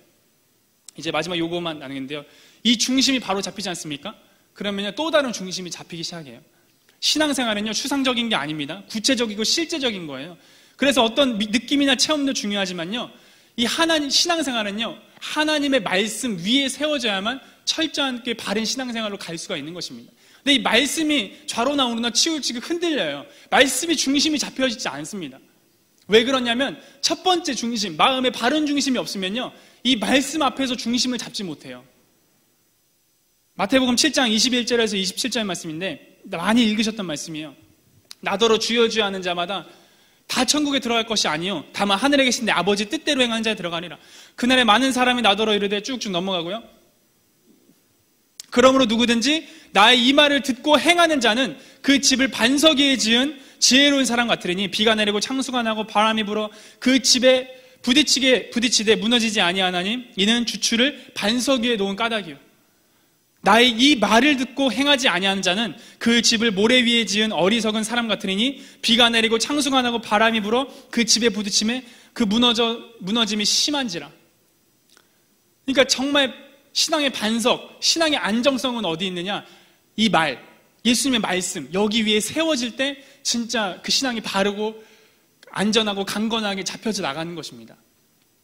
마태복음 16장 16절에서 18절 말씀 봐도요. 시몬 베드로가 대답하여 이르되 주는 그리스도 살아계신 하나님의 아들이시니이다. 예수께서 대답하여 이르시되 바요나 시몬아 내가 복이 있도다. 이를 내게 알게 하니는 혈육이 아니요 하늘에 계신 아버지시니라. 또 내가 내게 이르노니 너는 베드로라. 내가 이 반석 위에 내 교회를 세우리니 음부의 권세가 이기지 못하리라. 여기도 반석이 나오지 않습니까? 마태복음 7장에서도 반석은 예수님의 말씀이라고 말했는데 여기서도 무엇이에요? 이 반석, 베드로의 신앙 고백이에요. 베드로의 신앙 고백. 주는 그리스도시요 살아계신 하나님의 아들이시니이다. 이 하나님의 말씀, 그 위에 이 교회를 세우겠다는 교회. 이 교회가 바로 세워지려면요, 이 터 위에 세워져야 돼요. 그렇지 않으면 좌로나 우로나 치우치기 시작합니다. 예수님은 무엇을 말씀하고 있는 거예요? 결국 신앙은 하나님의 말씀 위에 세워져야 된다는 것입니다. 이 말씀 위에. 이것이 너무나 중요하다는 거예요. 성경에 보면 좌로나 우로나 치우치지 말라는 말씀이 나옵니다. 좌로나 우로나 치우친다는 것은요, 하나님의 말씀에서 아예 떠난 걸 말해요. 그냥 조금 치우치기 이게 아니에요. 말씀에서 자체 아예 떠난 것입니다. 신명기 28장 14절 보면 이 말씀이 나오는데 내가 오늘 너에게 명령하는 그 말씀을 떠나 좌로나 우로나 치우치지 아니하고 다른 신을 따라 섬기지 아니하면 이와 같으니라. 좌로나 우로나 치우치는 게 말씀이 서 있는데 조금 치우치고 중심 못 잡는 게 아니라 벌써 말씀을 떠난 거예요. 말씀을 떠나 좌로나 우로나 치우치지 아니하라. 하나님의 말씀은요, 캐논이죠. 즉 기준이 된다는 거예요. 절대적인 기준. 여기에 비춰봐서 기면 기고 아니면 아니라는 거예요. 그 누가 뭐라 했든지 간에, 내가 어떤 생각을 갖고 있든지 간에 말씀이 아니면 아닌 거예요. 그 내 생각이 잘못된 거예요. 그걸 버려야 해요. 근데 이걸 못해요. 자꾸만. 교리, 어떤 누가 뭐 칼빈이 세운 교리 아니에요. 뭐 루터가 세운 교리, 종교개혁자 너무나 귀한 분이시죠. 근데 그분이 말했다고 해도 아닌 건 아닌 거예요. 성경이 아니라 그러면. 그 누가 뭐라 그래요? 세계 최대 교회 어떤 목사님이 말했대? 아닌 거예요. 말씀에 비춰봐서 아니면. 그런 신앙관이 있어야 돼요. 이게 아니면요, 누가 뭐 말했대? 제가 뭐 말했대? 누가 뭐 예언해서 나에게 이런 말씀을 주셨어? 막 흔들리기 시작해요. 예언 말씀 받으러 갔는데 누가 막 형제님 이제 신학교 가야 될 것 같습니다. 막 신학교 가기 시작하는 거예요. 믿음 좀만 좋고 교회 좀만 열심히 다니면 권사님 막 신학교 가세요, 뭐 하세요? 주의 종이네, 주의 종이. 그러면서 막 그렇게 해서 목사님 되신 분이 얼마나 많습니까? 부르심도 없는데. 그러니까 이 말씀이 너무나 중요한 것입니다. 말씀. 좌로나 우로 치우치게 돼 있어요. 그래서 이 말씀을요, 가까이 하는 게 중요한 거예요. 그래서 신명기에서도요, 왕들한테, 이제 이스라엘 백성들이 하나님이 왕이신데 그 왕 말고 사람 왕을 자꾸 세워달라고 말하니까 주님이 말하는, 그래, 왕 세워줄게. 근데 왕이 세워지면 이걸 반드시 지켜야 돼. 그렇지 않으면 너희는 멸망할 것이다. 라고 말씀하시면서 말씀하시는 거예요. 신명기 17장 18절에서 20절 말씀인데요. 제가 읽을게요. 중요한 거 잘 들어주세요. 그가 왕위에 오르거든, 누구든지 왕위에 오르거든 이 율법서의 등사본을 레위 사람 제사장 앞에서 책에 기록하여 평생에 자기 옆에 두어 읽어 그의 하나님 여호와 경외하기를 배우며 이 율법의 모든 말과 이 규례를 지켜 행할 것이라. 그리하면 그의 마음이 그의 형제 위에 교만하지 아니하고 이 명령에서 떠나 좌로나 우로나 치우치지 아니하리니 이스라엘 중에서 그와 그의 자손이 왕위에 있는 날이 장구하리라. 왕이 세워지면 제일 먼저 무엇을 해야 되느냐? 말씀 옆에 끼고 봐라. 말씀을 제일 가까이 해라. 이것이 왕위가 장구하는 것의 비결이다. 너의 나라가 잘 되고 싶느냐? 하나님 말씀 위에 서라. 이 대한민국 영현전사님 통해서 우리가 다 알고 있는 것이 무엇입니까? 대한민국 하나님 말씀 위에 세워진 나라 아닙니까? 이 말씀 위에 세워져서 나아가니까 부강하고 잘 되는 거예요. 근데 이 말씀이 무너지기 시작하니까, 흔들리기 시작하니까 나라가 점점 어려워지기 시작하는 거예요. 결국엔 말씀이에요, 말씀. 근데 여기서 진짜 중요한 것이 있어요. 이 말씀을요, 가까이 한다고 해서 다 중심 잡히고 하나님 말씀대로 살아가는, 주님이 기뻐하시는 삶을 살지 못해요. 말씀을 가까이 하는 것만이 능사가 아니라, 물론 해야 되지만 뿐만 아니라 하나님의 대적자가 되기도 합니다. 말씀 가까이 하는데 하나님 핍박하는 사람이 되기도 해요. 바리새인들이 그랬고 오늘날까지 하나님 말씀을 가까이 한다고 하는 수많은 사람들이 그랬죠. 그들이 다 하나님의 바른 중심을 안 것이 아니에요. 말씀을 가까이 했는데도 그들 중에는 하나님을 대적하고 하나님을 핍박하는 사람들도 있었습니다. 성경에는 대표적으로 바울이 되기 전에 사울 아닙니까? 빌립보서 3장 4절에서 6절 말씀 보면, 그러나 나도 바울이 자기 자신에 대해서 이전에 사울이었을 때 소개하는 거예요. 나는 이런 존재였다, 이런 사람이었다 소개하는 것입니다. 그러나 나도 육체를 신뢰할 만하며 만일 누구든지 다른 이가 육체를 신뢰할 것이 있는 줄로 생각하면 나는 더욱 그러하니. 누구 스펙 따지냐 지금? 나만큼 스펙 좋은 사람이 어디 있었느냐 말하는 거예요. 그러하니 나는 난지 8일 만에 할례를 받고 이스라엘 족속이여 베냐민 지파요 히브리인 중에 히브리인이요 율법으로는 바리새인이요 열심으로는 교회를 박해하고 율법의 의로는 흠이 없는 자였다. 내가 얼마나 하나님 위해서 열심 냈는지 아느냐? 나만큼 하나님 위해서 열심 낸 자, 열정 있는 자, 뜨거움 있는 자 있으면 나와보라 그래라. 바울이 자기 자신을 고백한 거예요. 근데 교회를 핍박했잖아요. 이 열심히 있었고 말씀으로는 뭐야? 바리새인이었대요. 바리새인이 얼마나 율법책 다 달달 외우는 사람들 아닙니까? 근데 예수님 핍박했다고요. 네가 왜 날 핍박하니 주님 말했다고요. 왜 열정도 있었고 열심도 있었고 말씀도 가까이 하고 달달달 외웠는데도 불구하고 왜 주님을 핍박했는가? 왜 말씀을 떠나서 좌로나 우로나 치우쳤는가? 말씀 그렇게 외웠는데 그 말씀에서 말하는 예수 그리스도를 왜 못 알아봤는가? 중요한 것은 무엇이에요? 이 첫 번째 말했던 그 중심 있잖아요. 하나님 앞에서 바른 마음. 이게 없으면요 이렇게 되는 거예요. 말씀 아무리 가까이 해도. 즉 하나님의 마음, 하나님 앞에서 바르지 못한 마음이 있으면요 자신을 위하고 하나님을 위하는 마음, 위하지 않는 마음, 즉 하나님을 향한 사랑의 마음이 없는 상태로요 이 말씀 백날 읽어보십시오. 거기서 지식만 쌓입니다. 물론 지식도 중요하지만 그 지식이 내 마음 영으로 들어오지 못합니다. 야고보서 1장 14절 말씀 보면 오직 각 사람이 시험을 받는 것은 자기의 욕심에 끌려 미혹됨이니. 미혹이 무엇입니까? 좌로나 우로나 치우치는 거예요. 이게 무엇이죠? 왜 미혹을 받는 것이죠? 자기 욕심 때문에, 자기를 위한 거, 이기심, 이것 때문에 미혹받는 거예요. 결국 첫 번째 중심이 바르지 못하면 욕심 때문에 바르지 못하잖아요. 하나님 앞에서 바르지 못하잖아요. 그러면요 미혹되는 거예요. 말씀이 뭘 말하는지 도무지 알지 못하는, 눈이 막 가려지는 거예요. 아니, 말씀 그거 말하는 거 아니잖아요. 저는 문맥 따져보고 다 따져도 아닌데 아니라는 거예요. 자기 생각이 맞다는 거예요. 자기 해석이 맞다는 거예요. 결국 바르지 못한 교리나 사상이나 가르침이나 신앙생활이나 관계나 모든 것이요 치우침의 근본인 치우침인데, 하나님 말씀에서 떠나서 치우친 건데 그 근본 원인은 하나님 앞에서 바르지 못한 마음인 것입니다. 정말 주님 사랑하려고 말씀 읽어보십시오. 좀 열어주십니다. 그곳에서 하나님 발견하게 하십니다. 주님 음성 듣게 하십니다. 정말 하나님 말씀, 정말 주님 사랑하고자 하는 마음 말로만 말고 중심에 있어 보십시오. 그러면요 바른 설교를 듣고 돌이킵니다. 자기 마음, 바른 사람의 말을 듣고 바른 지도자의 가르침을 듣고요 자기 마음 돌이켜요. 내려놔요. 근데 왜 내려놓지 못하고 자꾸 쌓아놓고 있느냐? 하나님 앞에서 결국에 나는 바르다고 생각할지 모르지만 그 마음이 바르지 못한 것입니다. 그 사랑을 알아야 됩니다. 그러므로 우린 반드시요 나를 향하신 하나님의 이 바른 마음을 아는 게 너무 중요합니다.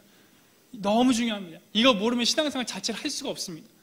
나를 향하신 하나님의 사랑이 얼마나 바르고 중심이고 순결하고 순전한 사랑이, 이거 깨닫지 못하고 내가 경험을 해보지 못하면요 그냥 종교인 되는 거예요.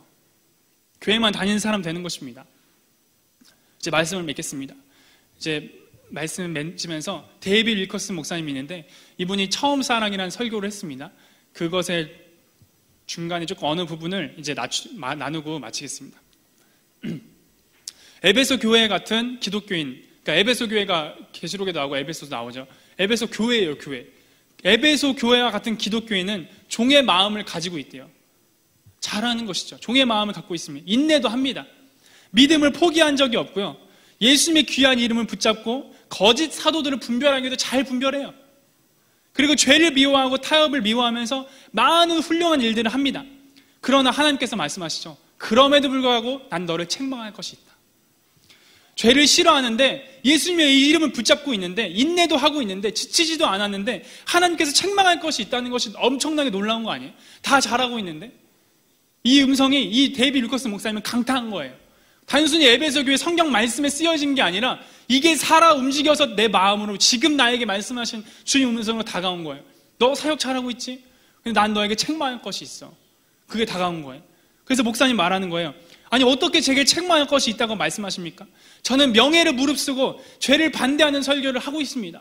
죄에서 떠나라고 하면 성도들이 다 떠나가고 나 싫어하고 왜 이렇게 저런 설교만 하냐고 싫어하고 명예가 실추되고, 그럼에도 불구하고 나 이거 다 무릅쓰고 주님 나에게 이거 전하라고 하니까 죄 떠나라고, 죄 미워하라고 지금 전하고 있지 않습니까? 그런데 도대체 내가 책망받을 게 뭐가 있다는 것입니까? 말하고 있는 거예요. 저는 지치지도 않았고 계속해서 하고 있습니다. 당신을 사랑합니다. 라고 말하는 거예요. 그때 하나님 말씀하시는 것입니다. 이 목사님에게. 그 모든 좋은 것에도 불구하고 처음 사랑에서 떨어졌고 넌 거기서 회개해야 된다. 이 처음 사랑이요, 무엇이냐면요, 저는 그렇게 생각했어요. 처음 사랑이 내가 주님 처음 만났을 때 가졌던 열정, 그 뜨거움, 지금은 없지, 지금은 좀 식었던 것 같아. 그러니까 내가 처음에 주님 만났던 그 뜨거운 거, 열정과 그 첫사랑, 이거 회복해야지. 그래서 그걸인 줄 알았습니다. 근데 그게 아니에요. 이 처음 사랑은요, 우리가 가졌던 처음 사랑, 그것으로 돌아가라는 것이 아닙니다. 처음 구원받았을 때 가졌던 미성숙한 열정으로 돌아가라는 그 소리가 아니에요. 많은 사람들이 바른 의미에서 구원을 바라고 주님께로 나아오지 않는 것이에요. 교회에서 구원받는 대다수의 사람들은 자신의 이익을 위해서 구원으로 나온다는 거죠. 이 목사님 말로. 하나님의 진노를 피하기 위해, 때로는 지옥 가기 싫어서, 또는 행복을 발견하고 결혼 생활이 회복되기 원해서, 질병이 치유받기 위해서 예수님께 나온다는 거예요. 모두 자신의 이익들이라는 거예요. 이것은 이유가 무엇이냐? 십자가를 보지 못했기 때문이다. 나를 향하신 아버지의 진실하고 순결한, 정말 나 하나만을 위한 그 사랑을 못 봐서 그렇다. 그러니까 구원조차도 나를 위해서 따라간다. 과거의 이기적인 사랑, 이런 사랑으로 돌아가라는 것이 아닙니다. 처음 사랑을 회복하라는 것은. 처음 사랑은요, 이 에베소 교회를 세웠을 때 그 바울의 마음, 바울이 주님을 사랑했던 마음, 이 사랑을 말하는 거예요. 사도들이 가졌던 사랑, 주님을 향한 사도들이 가졌던, 초대교회 사도들이 가졌던, 지도자들이 가졌던 순결한 사랑, 너희는 그 사랑을 잃어버렸다는 거예요. 바울의 그 사랑을 잃어버렸다는 거예요. 그들이 나를 어떻게 사랑했는지 그걸 잃어버렸다는 거예요. 너는 사도들의 모든 교리를 가지고 있다. 주님이 말하는 거예요, 이 목사님한테. 너는 죄에 대한 미움을 가지고 있다. 모든 행위들을 가지고 있다. 그러나 그들이 가졌던, 사도들이 가졌던 교리는 갖고 있을지 모르지만 사도들이 가졌던 사랑은 놓쳤다. 사도들이 가졌던 나와의 관계는 놓쳤다. 베드로가, 요한이, 야고보가, 바울이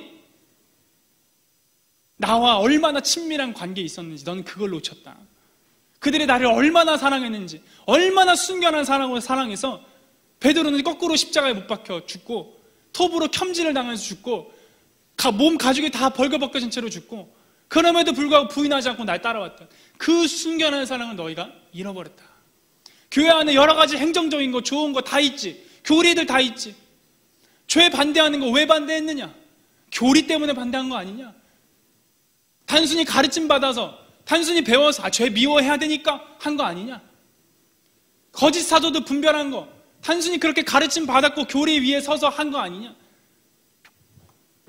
마음의 중심에 뭐가 있느냐? 에베소 교인들아, 마음의 중심에 내가 뭐 있느냐? 너희 마음의 중심 보니까 이 사랑 떠나서 하고 있구나. 이 사랑 떠나서 하고 있구나. 그럼 단순히 교회가 뭐 잘 안 되고 이런 게 아니에요. 촛대로 옮겨버린대요. 주님이 떠나신다는 거예요. 그래, 너네 다 해라. 좋은 거 교리 위에서 하면 뭐하냐? 물론 중요한 거, 바른 교리 위에서 하는 거 중요하지만, 말씀 위에 서서 하는 거 중요하지만, 나를 사랑한 이 처음 사랑 없이, 사도들이 가졌던 그 뜨거운 주님을 향한 순결하고 순수한 사랑 없이 다른 거 다 있으면 뭐하냐? 이게 없는데. 이걸 우리에게 정해 보자고요. 교회 나오면 뭐하냐? 이게 없는데. 기도하면 뭐하냐? 이게 없는데. 말씀 읽으면 뭐하냐? 이게 없는데. 말씀 100날 읽으면 뭐하냐? 나를 향한 사랑이 조금이라도 자라나지 않았는데. 교회 10년, 20년, 30년 다니면 뭐하냐? 장로직 분받고 권사직 분받고 심지어 전도사로 임명받고 목사 안수 받으면 뭐하냐? 나를 향한 사랑이 어제보다 오늘도, 오늘보다 내일도 커져가지 않는데. 그럼 그게 무슨 의미냐 도대체? 주님이 그걸 말하는 거예요. 이걸 말씀하고 싶은 거예요. 신앙생활 하셨지 않습니까? 주님을 향한 사랑이 커져가고 계세요? 그냥 지식 쌓이는 거 말고요. 주님을 향한 사랑이 커져가고 있냐는 말입니다. 신앙생활 왜 하십니까? 처음 시작할 때 어떻게 시작하셨어요? 누가 인도함 받아서 오실 수도 있을 수 있고, 정말 내 마음이 하나님 만나셔서 진짜 신앙생활이 시작된 거 아니냐고요. 그 사랑을 만나보시지 않았습니까? 지금은 어떠십니까? 지금 정말 하나님 향한 사랑이 점점 더 끓어오르고 있습니까? 주님을 위하여, 당신을 위하여 그 사랑이 막 끓어오르고 있냔 말입니다. 그러면서 이렇게 말해요. 이 목사님이요 계속 말합니다. 이 목사님이 계속 말해요. 우리 사도들이 예수님을 향해 가졌던 사랑을 가지고 있다면 우리의 얼굴은 눈물과 경외심으로 가득할 것이며 종교적인 것들이 사라질 것입니다. 왜 기독교가 종교화가 되었는가? 왜 종교 형식만 남았는가? 사도들이 가졌던 교리는 있는데 그 사랑을 잃어버린 거예요. 사도들이 가졌던 말씀은 있는데 주님을 향한 관계는 잊어버린 거예요. 그러니까 종교만 남죠. 끝이죠. 눈물과 경외심이 사라진 거예요. 기도가 사라지기 시작하는 거예요. 주님과 관계가 사라지는 거예요. 기도 있을지언정 그 기도를 통해서 주님과 교제가 사라지기 시작하는 거예요. 그래서 하나님의 마음이 어떤지 모르는 거예요. 관심조차가 없고.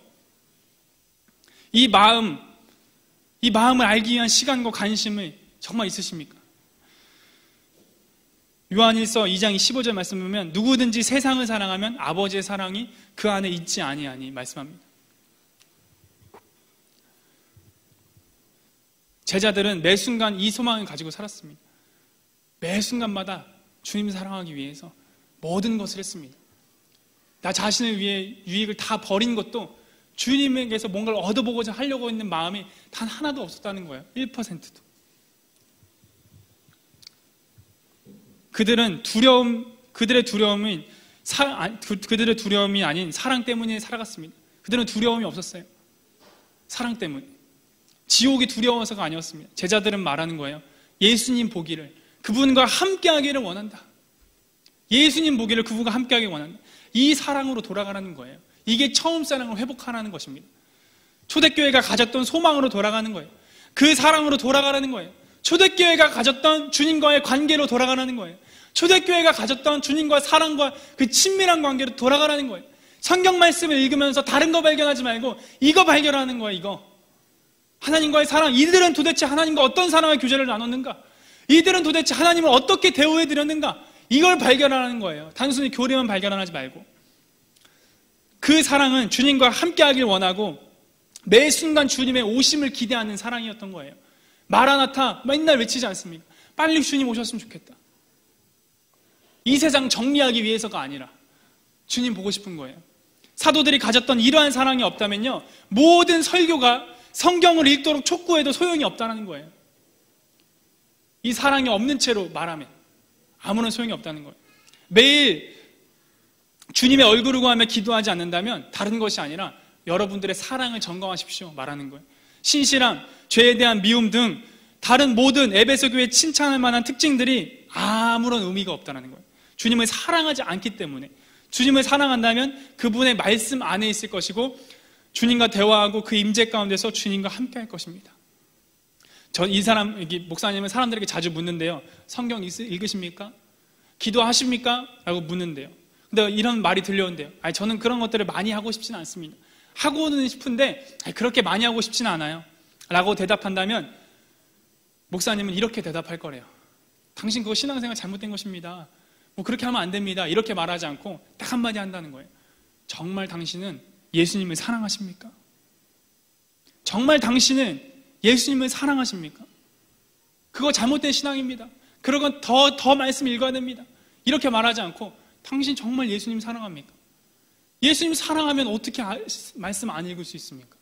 예수님 사랑하면 어떻게 기도를 등한시할 수 있습니까? 예수님 사랑하는데 어떻게 교회 나오지 않을 수가 있습니까? 어떻게 교회 생활하지 않을 수 있습니까? 그곳에서 하나님의 사랑을 나타내며 살아가지 않을 수가 있습니까? 그 모든 초점이 무엇이에요? 예수님을 사랑하는 것입니다. 가장 크고 첫째 되는 계명, 너희는 마음을 다하고 뜻을 다하고 힘을 다하고 목숨을 다하여 나를 섬겨라? 나의 길 따라가라? 아니에요. 나를 사랑해라. 나를 사랑하라. 이거 하나면 다 되는 거예요.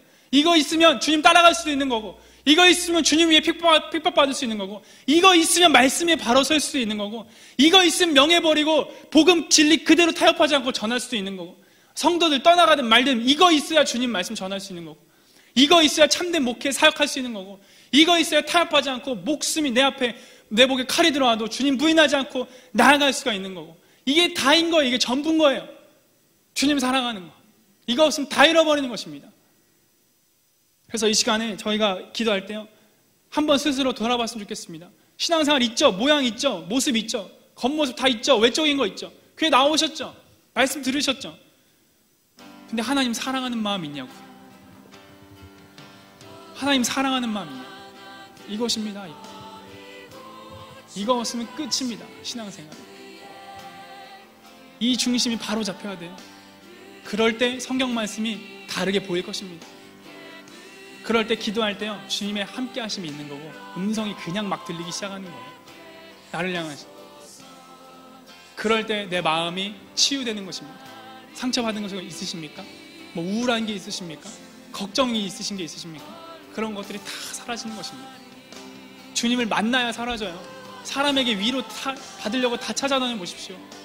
그 우울증 치료되나? 우울증 치료받으러 갔다가 더 우울해서 나옵니다. 상처 치유받으러 갔다가 더 상처받아 나와요. 사람들이랑 만나면. 진짜 치유, 진짜 회복은요, 예수 그리스도께 있는 거예요. 예수님의 나를 향하신 그 사랑을 알 때 치유받을 수 있는 것입니다. 그때 진짜 결혼 생활이, 부부 생활이 회복되기 시작하는 것입니다. 그때 진짜 자녀의 관계가 회복되는 거고요. 그때 진짜 목회자와 성도들과의 관계가 회복되는 거예요. 이곳에 예수 그리스도가 있어야 교회가 교회다워지는 거고요. 이곳에 예수 그리스도 향한 사랑이 있어야 신앙이 신앙다워지는 것이고요. 그때 내 삶의 모든 문제가 해결되고 모든 것이 하나님 앞에 올려드려지고 주님이 일하는 것을 보기 시작하는 것입니다. 여러분, 하나님이 여러분들 사랑하십니다. 그걸 말로 표현할 수가 없어요. 그 사랑을 다 알아갈 수가 없습니다. 얼마나 날 사랑하시는지 아십니까? 이걸 다 알 수가 없습니다. 이건 경험해봐야 알아요. 말로 표현할, 설명해드릴 수가 없어요. 그래서 성령이 하셔야 되는 게 제가 해드릴 수가 없어요. 성령은 누구에게 오시죠? 찾는 자에게 오세요. 찾는 자에게, 누구든지 목마르거든 와서 마시고, 목마른 자에게 임하세요. 그 사랑을 알고 싶어 하셔야 돼요. 이 사랑을 알고 싶어 하셔야 됩니다. 아님 몰라요. 얼마나 사랑하시는지, 나를 얼마나 용서하셨는지, 내가 얼마나 큰 죄를 용서받았는지 모릅니다. 주님이 성령이 임하셔서 알려주시지 않으면. 그래서 이 시간에요, 정말 진짜 내 마음의 중심의 진심으로요, 하나님 앞에 주님, 나를 얼마나 사랑하시는지 알려주십시오. 그리고 내 마음의 사랑이요, 주님의 사랑과 얼마나 다른지 알려주십시오. 하나님은 나를 이렇게 순결하게 사랑해 주셨는데, 하나님, 주님을 향한 사랑은 왜 이 모양 요 꼴입니까? 하나님, 나도 주님이 날 사랑하신 것처럼, 아까 찬양한 것처럼요, 주님의 나를 향한 신실하신 것처럼 주님을 향한 나의 사랑도 신실하기 원해요. 변덕스럽지 않고 날씨가 오락가락하는 것처럼 상황이 잘 되면 주님 사랑하다가도 조금 나에게 어려움이 오면 그 사랑이 식어지고, 이런 거 제발 원치 않습니다. 주님, 이제 내가 좀 돌이키길 원해요. 나를 사랑하신 것처럼 나도 하나님 사랑하길 원해요. 하나님이 나를 사랑하신 것처럼 나도 영혼들 사랑하며 이웃 사랑하면서 나아가길 원해요. 하나님, 그 사랑이 내가 안 돼요. 내가 노력해서 되는 게 아닙니다. 성령님 도와주세요. 하나님, 이 사랑 좀 알게 도와주세요. 나를 향하신 그 지신, 그 십자가의 의미가 무엇인지 내 마음의 영에 절절하게 다가오게 해주세요. 주님의 그 보혈이, 주님의 그 물과 피가 내 마음에, 내 심령의 이 시간에 쏟아지게 도와주세요. 흘려지게 도와주세요. 그 사랑 느껴지게 도와주세요. 이것을 놓고, 이 기도한 기도 제목을 놓고요, 저희가 함께 기도하면서 나가시겠습니다. 저희가 간절하게 주님 이름 한번 부르고 기도하시겠습니다.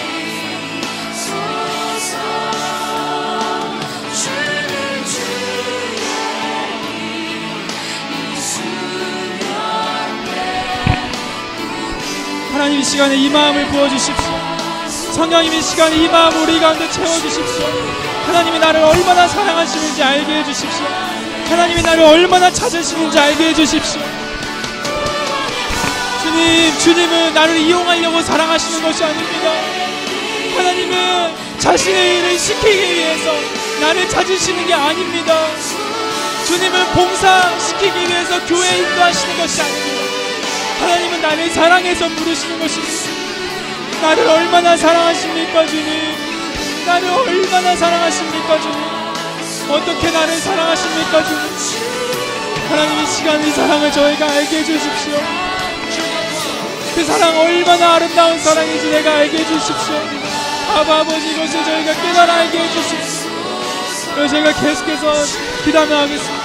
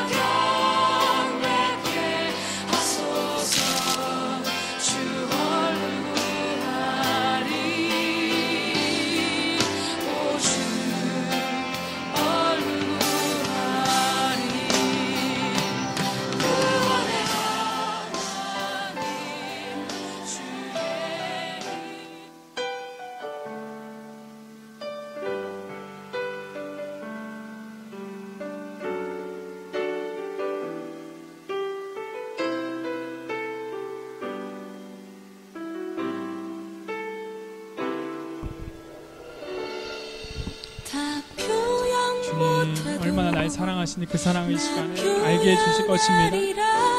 그 사랑을 알게 해주실 것입니다. 우리에게 보여주실 것입니다. 주님이 그 길을 어떻게 가셨는지 우리에게 보여주실 것입니다.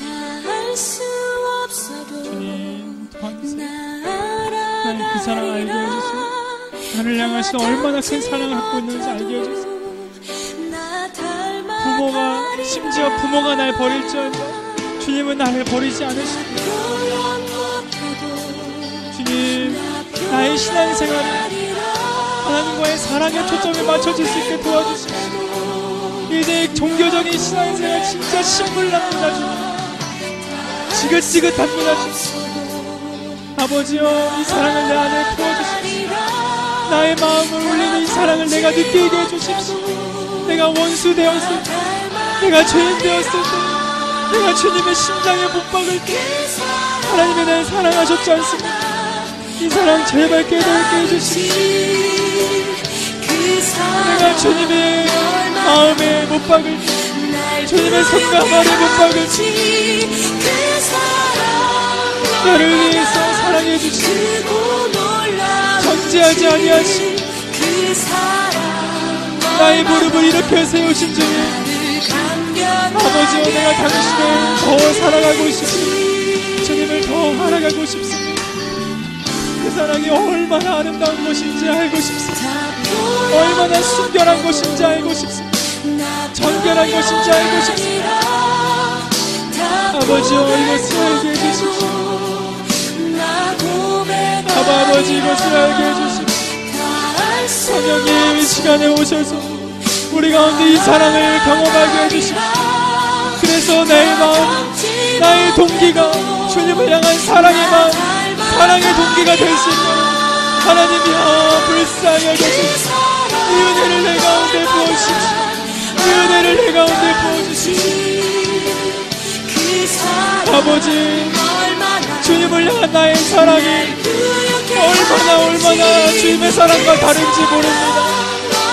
아버지, 주님을 향한 나의 사랑이 얼마나 보잘것없는지 모릅니다. 이것에 대해 너무나도 죄송합니다. 이러한 죄송한 마음이 있기는 있으십니까? 아버지, 이 마음이 우리 가운데 있게 하여 주세요. 이 마음이 우리 가운데 있게 하여 주세요. 주님은 죽은 신이 아니십니다. 주님은 마음을 갖고 있는 분이십니다. 하나님, 그 마음을 우리가 알아들기를 원합니다. 나를 향하신 당신의 사랑을 알아들기를 원합니다. 그 사랑을 알고 싶습니다. 그래서 나 또한 주님을 그렇게 사랑하고 싶습니다. 나 또한 주님을 그 사랑으로 사랑하며 경배드리길 원합니다. 이때 진정한 찬양이 나오는 것입니다. 이때 진정한 경배가 나오는 것입니다. 이때 진정한 신앙생활이 시작되는 것입니다. 이때 진정한 사랑의 교제가 시작되는 것입니다. 아버지, 주님, 인생이 무엇입니까? 잠깐 보이다가 없어지는 안개와 같은 거 아닙니까? 잠깐 보이다가 없어지는 안개와도 같은 거 아닙니까? 이 땅에 보이지도 않는 먼지와 같은 거 아닙니까? 그런데 주님, 이런 인생들을 사랑하시지 않았습니까? 이런 인생들을 향해서 하나님 자신의 본체를 다 내려놓으시고 모든 것을 비우시고 종의 형체로 이 땅에 오셔서 십자가에 죽으시기까지 복종하시지 않으셨습니까?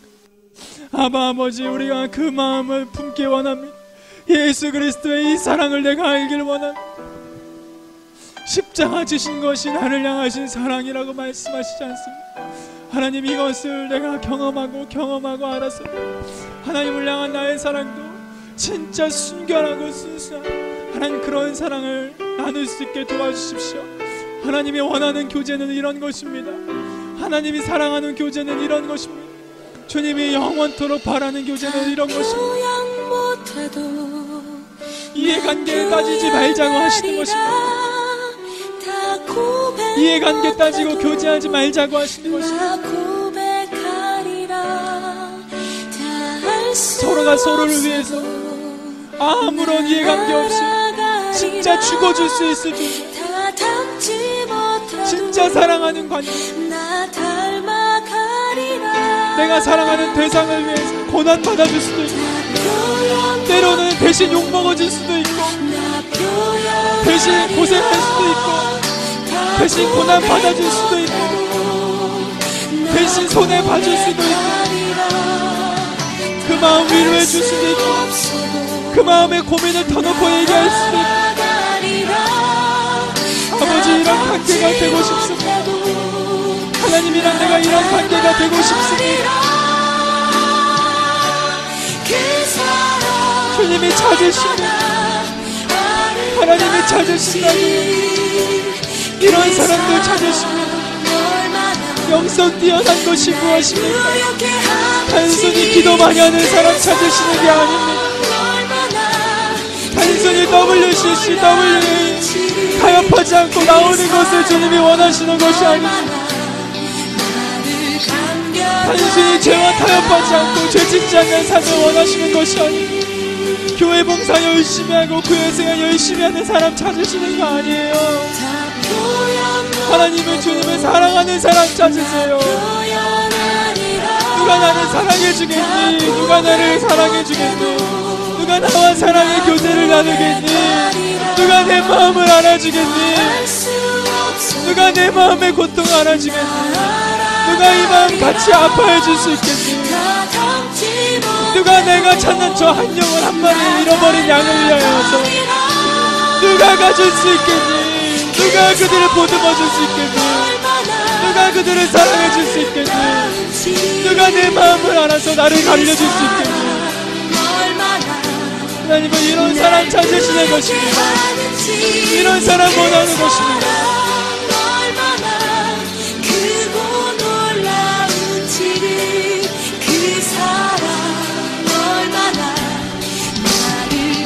내가 이런 사람 되기 원합니다.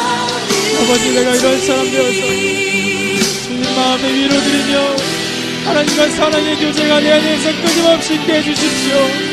사도들이 나눴던, 사도들이 가졌던 주님과의 그 관계가, 그 처음 사랑이 아버지여 이 시간에 이곳에서 회복되게 하여 주시옵소서. 이곳에 내가 회복되게 하여 주시옵소서. 사도들이, 주님의 제자들이 하나님을 향하여 순결하고 순수한 사랑을 가졌던 것처럼 아버지여 이 시간에 나 또한 그런 사랑 회복되게 하시며 이 처음 사랑 가질 수 있게 도와주시며 이 사랑이 날로 커져서 나의 모든 것 다 드릴 수 있는, 나의 모든 것 다 바칠 수 있는 그런 저희들이 될 수 있도록 참된 시간 가질 수 있도록 아버지여 이 은혜를 부어주시옵소서.